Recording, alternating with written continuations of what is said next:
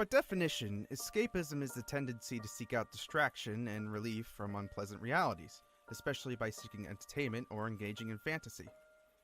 Nowadays, escapism is pretty common.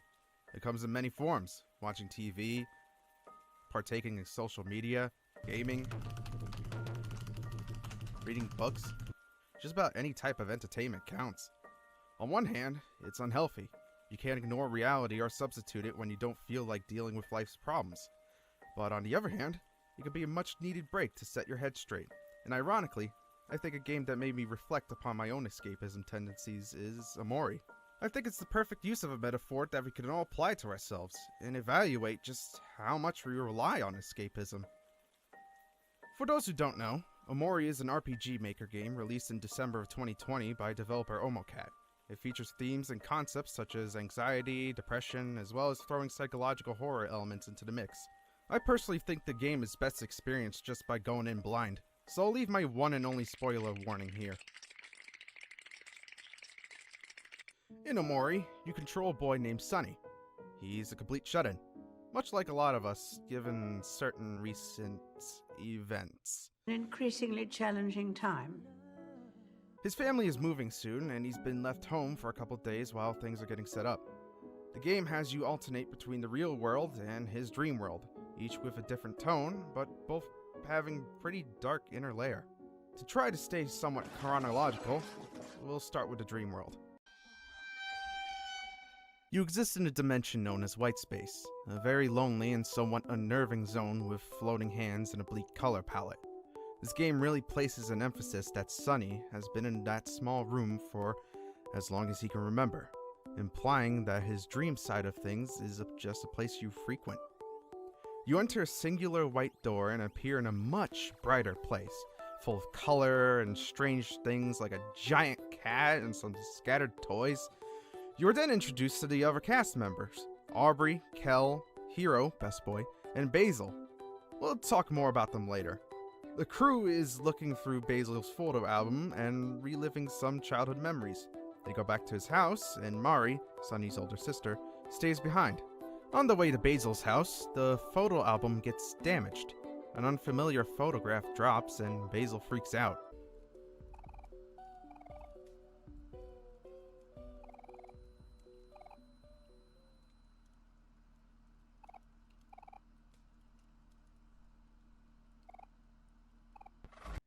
Suddenly you're alone, back where you started, with nothing but a knife. You stab yourself, and wake up from this dream in the real world.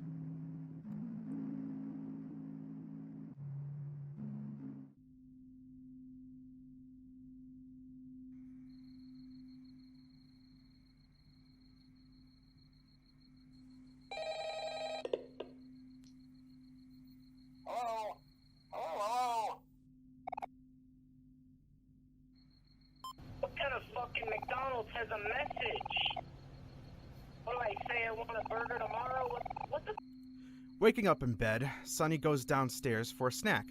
When you get to the stairs, however, things take an odd turn. So there's a challenge. You walk down the stairs, you skip a step with this thingy. You gotta look at it. My toes looking mad, but you can't see shit. Alright, so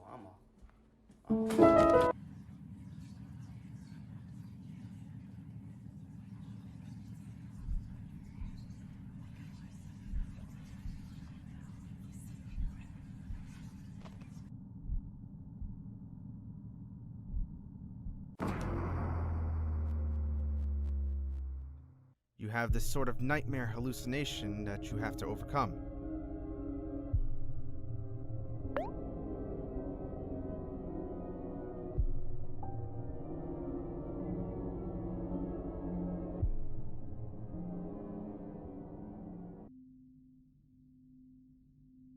Upon calming down, this hallucination disappears, and you go downstairs to, microwave a steak.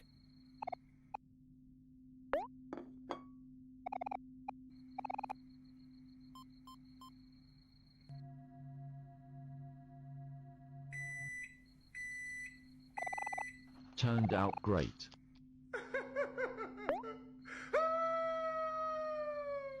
after enjoying such a classic Floridian snack, you go back to bed to continue dreaming.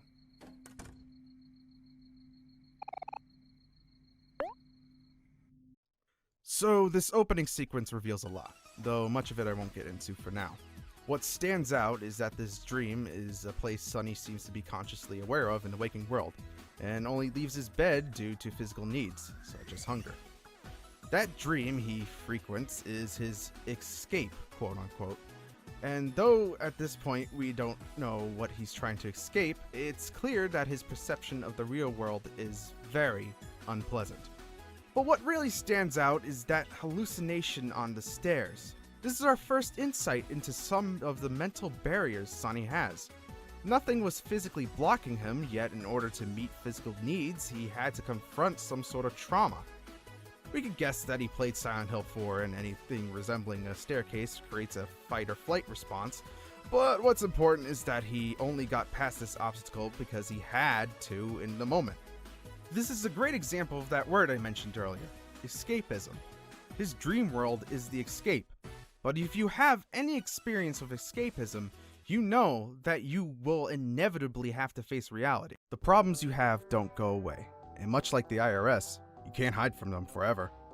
The fact that Sonny hurries back to his bed is a clear indicator that he has more problems than just the stairs he's trying to avoid. He closes his eyes and back into that dream he goes. Sonny reunites with his homies, but they soon discover that Basil is missing. They take it upon themselves to rescue him, with these three serving as your party members. One thing worth noting is that Mari never actually moves along with them, but more appearing as a place of respite and a save point along your journey. The dream world is vast and wondrous, full of quirky characters and encounters. I'm not here to talk about the gameplay, so to summarize it briefly, it functions like a standard turn-based RPG. I have a Neanderthal in the chat. We have an ice dweller in the chat. Let me get rid of this ice dweller. However, it does something unique by implementing an emotion system and emphasizing partners that tag in and out both exploration and combat. Hero functions as a chef, a good example of his big brother attitude, whereas Kel, his actual younger brother, is very chaotic and speedy. Aubrey has a short temper and is generally tanky. She is resilient on the outside, but emotionally she experiences it all. Sonny / Omori benefits most in combat from being sad. Otherwise, that deadpan stare and a general disconnect from the rest of the party is pretty much his full-time career. What this game does really well is merge its gameplay with its storytelling. Each party member's role is interwoven with their personality, Sonny being distant and a shut-in, Hero being caring and nurturing, Aubrey being resilient but soft at heart, and Kel being, Kel.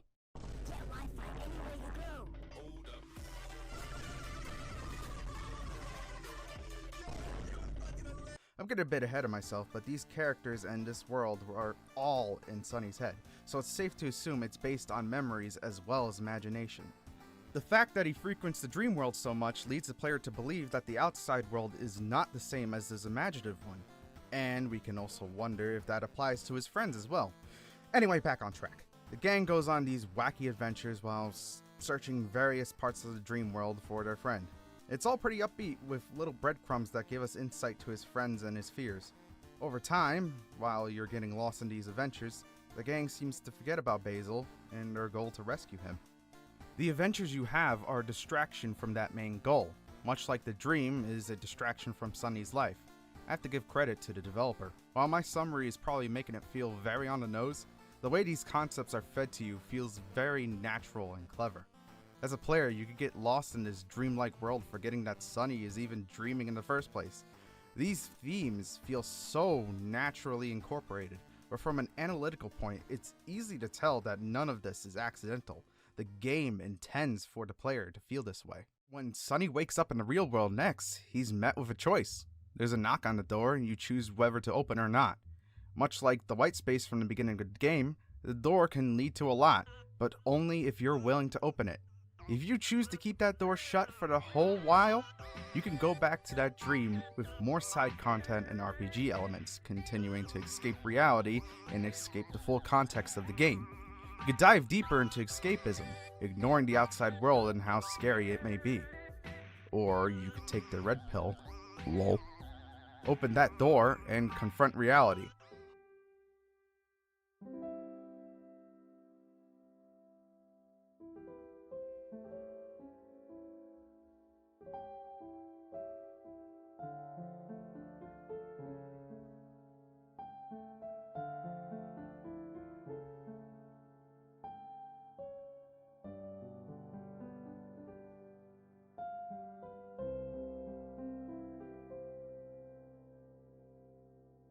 We're going to open that door because we don't want to escape.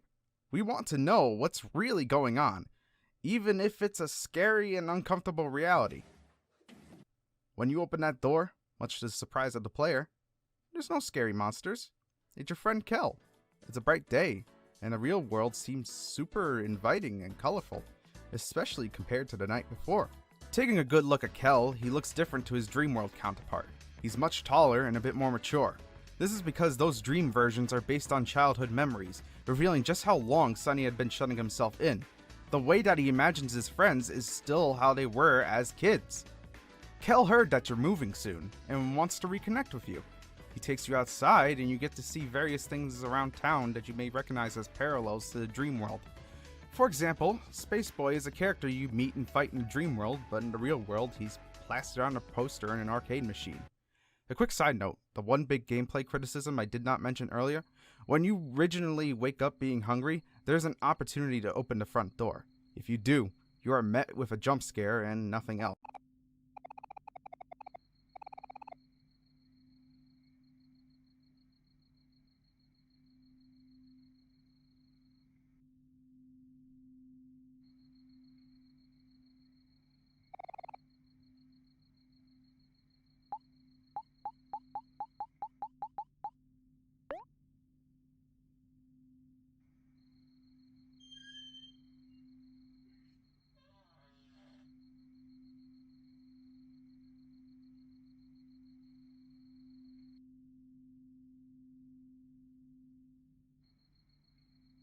With a magnificent pair of bananas. Oh, great heavens! This would lead people to not open the door on that second day, missing out on basically the entire story. I get it that, once again, this could be a form of confronting reality, but you have to open that door despite being scared last time. But I feel like this was just a bit unnecessary. Okay, refocus. The player learns that the catalyst for Sunny shutting the real world out was the suicide of his older sister Mari 4 years ago. As seen in Basil's album, she was an important member of their friend circle. Her death affected them all in different ways. Kel seems to be relatively unaffected. We have no real idea what he went through emotionally, knowing only he was invested himself heavily into basketball. Perhaps that's his own means of escape, or at the very least a distraction from that empty space Mari's death left in them all. Hiro, who we don't see in the real world until a different day, was impacted on a more unique level. Mari was his girlfriend, and he is noticeably less cheery. He's thrown himself completely into his college studies, and the tragedy clearly weighed on him a ton, but he tries to keep a mask on when interacting with the rest of the group. He still has that caring personality and knows that Mari would want them all to keep their chins up. The burden of responsibility is something that he never seemed to change, and the added baggage beats on him but hasn't broken him yet. Sunny, as we know, became a complete shut-in and until now has stayed completely distant while he mourns. Even now, he is still essentially silent, but Kel sticks up for him and guides him along, trying to distract him from his loneliness. Ironically, the real world seems to be somehow another escape, and this may be true for Kel especially. He seemingly used the outside as his way of coping, whereas Sunny escaped inwards. Aubrey has arguably changed the most. She now hangs out with delinquents, dyed her hair pink, and bullies Basil. Sunny and Kel go to the park, whereupon they stumble this bullying session live and intervene. Aubrey had taken Basil's photo album, and Kel is not having it.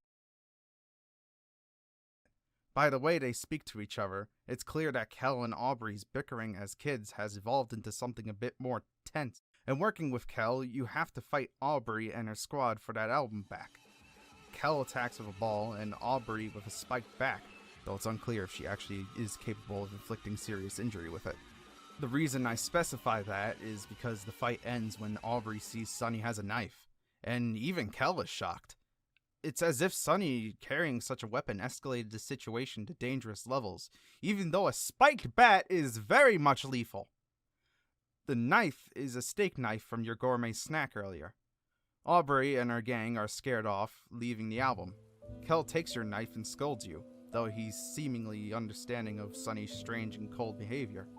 You return Basil's album, but he insists that you keep it. You eat dinner together, and Basil learns that Sunny is moving away soon.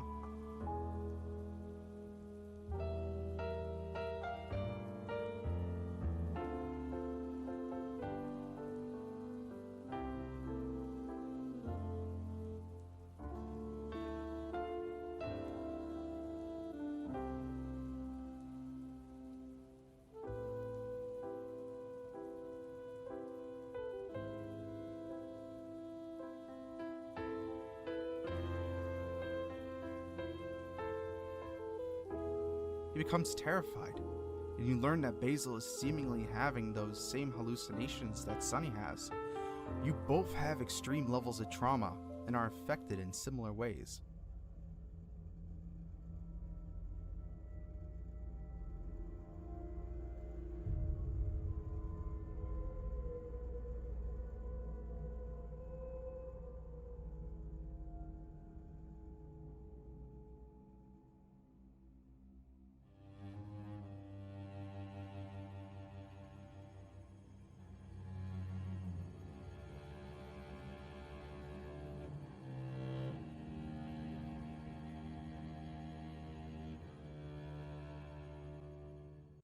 The next day, Aubrey accidentally pushes Basil into a lake in another case of bullying.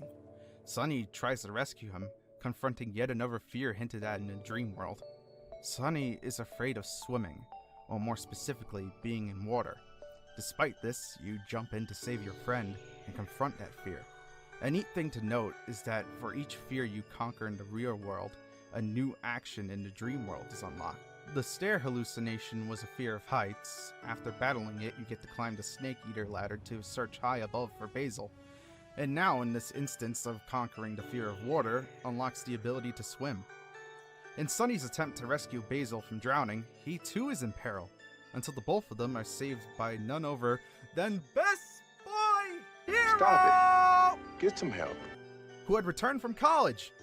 Aubrey kinda leaves flustered, probably feeling guilty about what she did as well as embarrassed. Hero, Kel, Basil, and Sunny all share a moment together. It's nice and sweet. Back in the dream world, Sunny and friends are now in Basil's dilapidated home. Things are noticeably darker, and you seem to be getting closer to something sinister. You're transported to a disturbing realm known as Black Space, in which Basil appears many times, trying to talk to you about something before dying.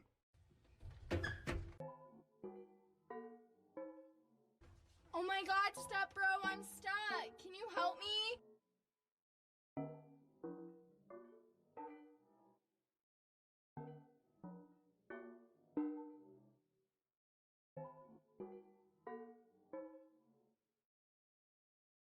In the last room, Sunny kills Basil, placing himself on a throne Stop! What of are you red doing? What are you doing? hands. What are you doing? What are you doing? What are you doing with your life?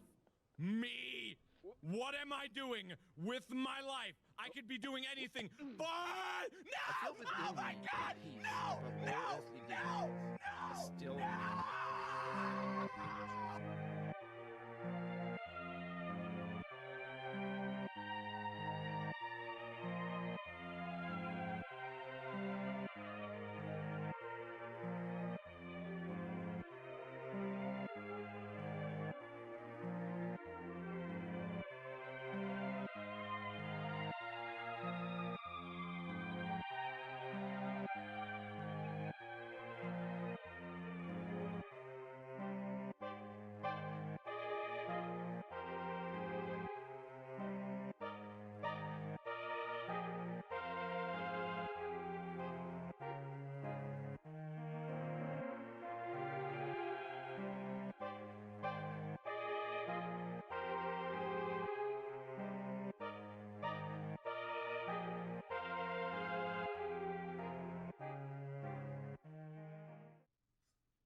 Back in the real world again, it's the last day before Sunny moves away. The group decides to try and make amends with Aubrey and find the missing pictures. My mom has been gone for fucking 2 days, boys. Hey, it's looking pretty rough out here, boys. Coming to terms with Mari's death, the group is reunited, and they all decide to spend the last night together in Basil's house before Sunny moves away. Basil locks himself in his room, however, and the rest of the group sleeps in the living room. You go to sleep once more, and as a player, you know this time it's not to escape reality, but to get answers. You want to mend the relationship of your friend circle and get to the bottom of things. The truth is revealed.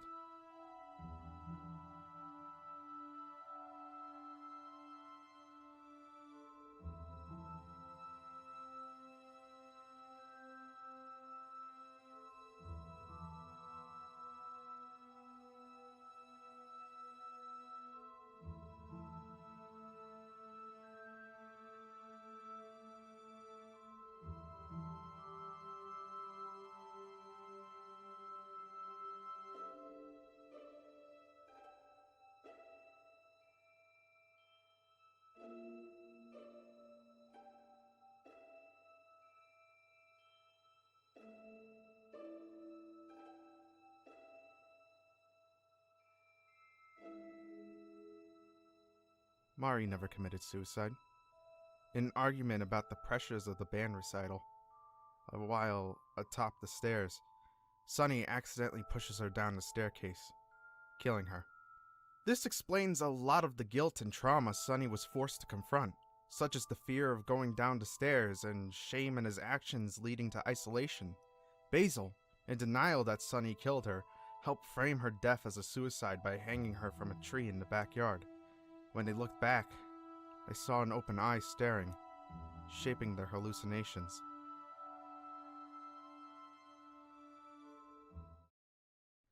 Basil is the only other one who knows the truth, and now things are starting to click as to why you both seem to be dealing with the same mental struggles.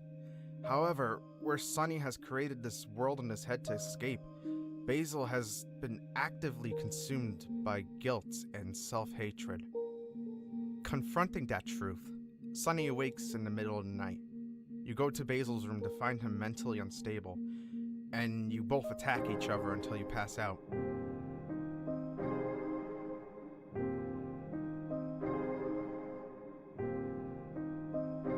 While unconscious, Sunny recalls the good memories of him and his friends.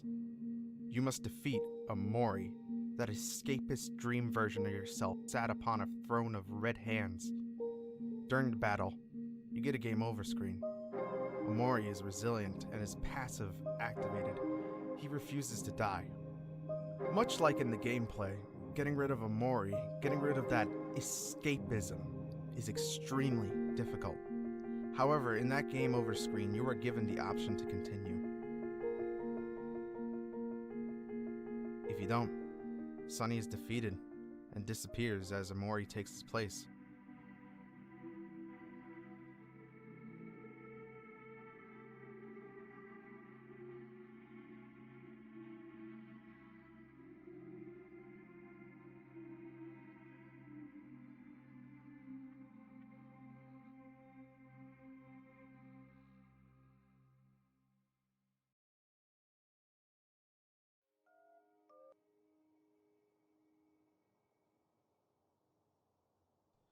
Waking up in the hospital, he throws himself off the roof alongside a catchy tune.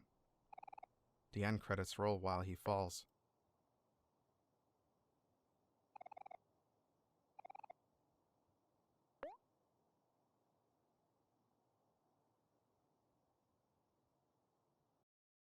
Close your eyes, you'll be here soon. 1、2、3、4、5分時々本当に寝たいでもこのワードできない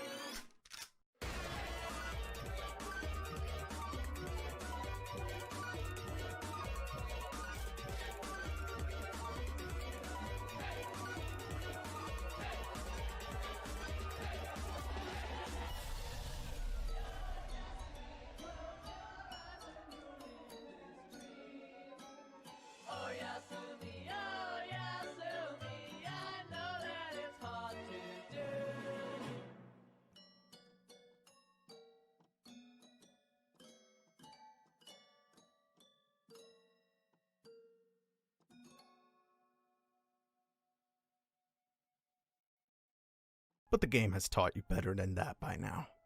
You've confronted your inner demons time and time again. This should be no different. You choose to be a Chad and hit continue. And you see one of the most beautiful scenes in the entire game. A duet in which you and Mari play the song you were meant to play in the recital. This moment is so good. I'm just gonna play it in its entirety. Prepare a box of tissues.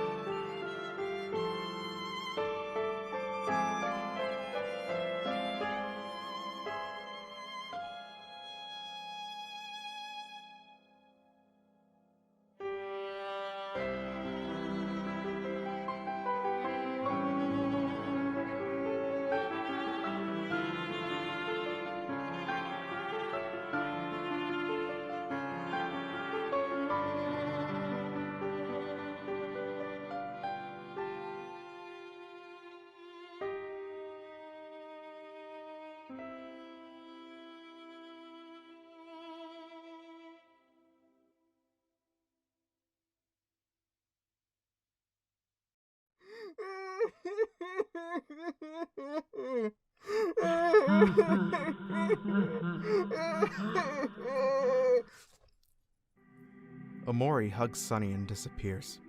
He has no purpose now. You face reality. You don't need to escape to a dream world anymore. You face what you were trying to escape from for all this time.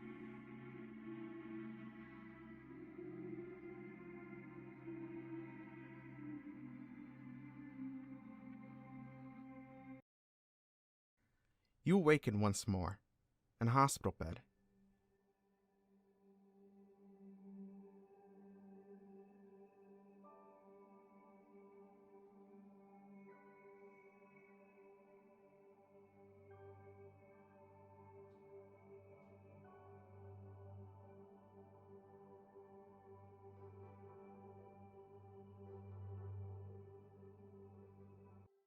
You climb out and head to the other hospital room where Basil is being cared for, where all your friends are. It's implied that you tell the truth about what happened, and the game ends with your car leaving as you move away, no longer haunted by the tragedy that you've chosen to ignore all this time. And to make this ending a little more satisfying, if you had been watering Basil's flowers throughout the entire dream segments, showing that you haven't forgotten him, an additional post-credits scene is added. Basil wakes up from a hospital bed. He looks at Sunny. They both smile. The hallucination following them both disappears as you finally stopped running from that dark time.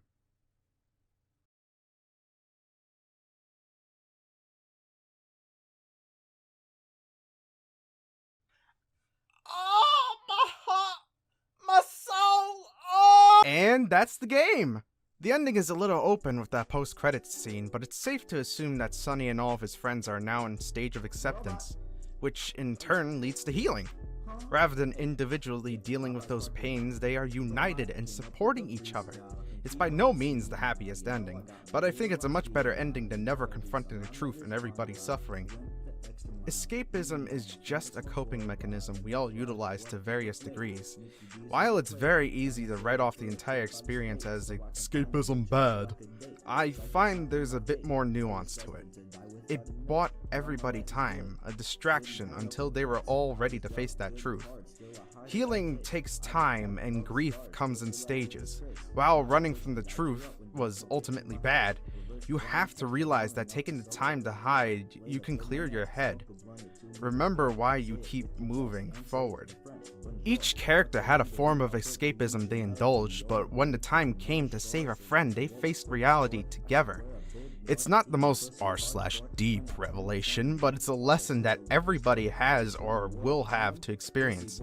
Since playing that game, an activity in which itself was a form of escapism, I took a step back and looked at what mattered to me, the relationships in my life, my insecurities, my dreams and aspirations. I realized that I had been doing the same thing as Sunny, isolating myself whenever I didn't want to face my reality.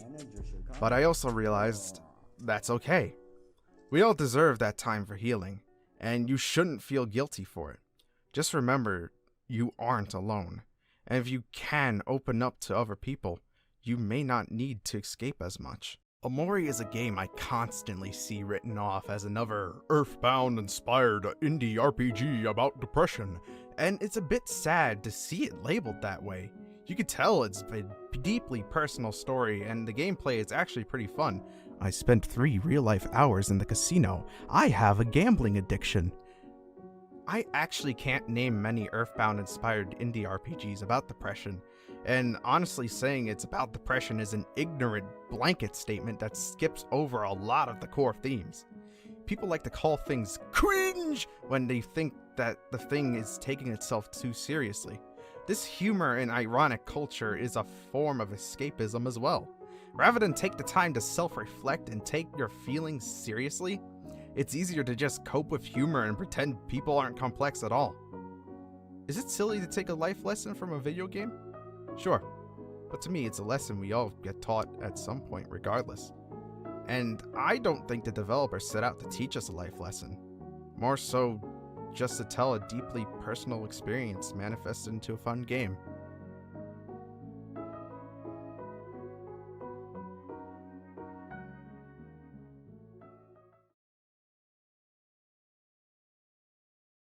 Oh yeah, rate, comment, and subscribe. Let me know what you think about I have a Neanderthal in the chat. We have an ice dweller. in the comments below. Don't forget to ring the notification bell, amigos. And subscribe. We put out videos every day. With that being said, let's get right into it. Robot. Hey. Yeah. Huh? Hey. Yeah. Popeye's parking lot.